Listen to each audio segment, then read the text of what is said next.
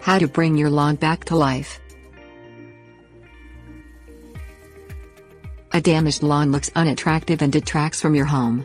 Bringing a lawn back to life requires evaluating what caused the damage and fixing the potential problems. Whether your lawn has dead patches, brown spots, or has just thinned over the years, correcting some basics will create new, healthy growth. Causes of damaged lawns. A damaged lawn has several potential causes. Bare or yellowing patches in the lawn indicate a possible grub, pest, or pet problem. Other causes include too much fertilizer, not enough water, compacted soil, and excess mowing, or cutting the grass too frequently or too short. Evaluate your lawn and see if any of these apply.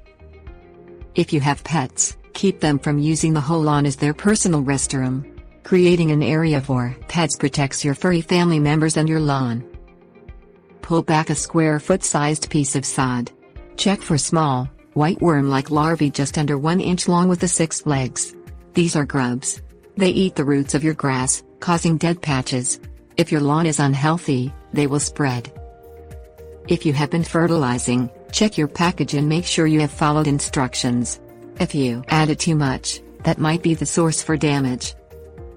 Lawn grass should ideally be cut by no more than 1/3 of its height and only when it reaches 1.5 to 3.5 inches high, depending on the species. Fix the basics. Step 1. Run an aerator over the lawn.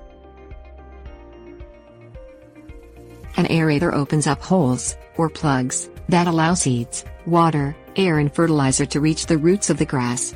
If your lawn has not been aerated in the past 2 years, this will help create healthier grass, and a healthy lawn has greater resistance to damage from pests and effects from the climate.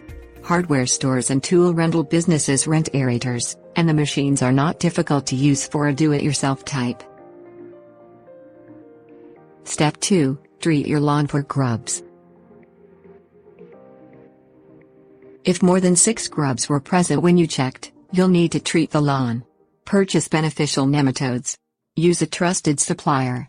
The University of California Integrated Pest Management Program recommends treating white grubs with Heterorhabditis bacteriophora. Apply nematodes when soil temperatures remain consistently above 60 degrees Fahrenheit and grubs are active. Use distilled water to mix the nematode solution. Apply with a sprayer attachment to the infected areas of your lawn. Step 3. Overseed and fertilize.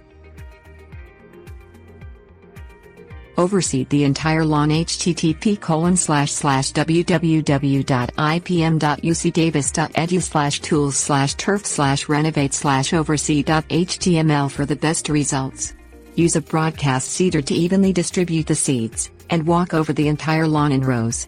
This will help fill in any thin areas and missing patches while bringing new life to the lawn.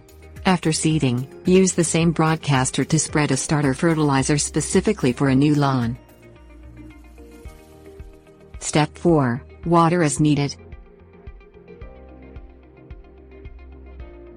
Your lawn typically will need daily watering after new seed is planted.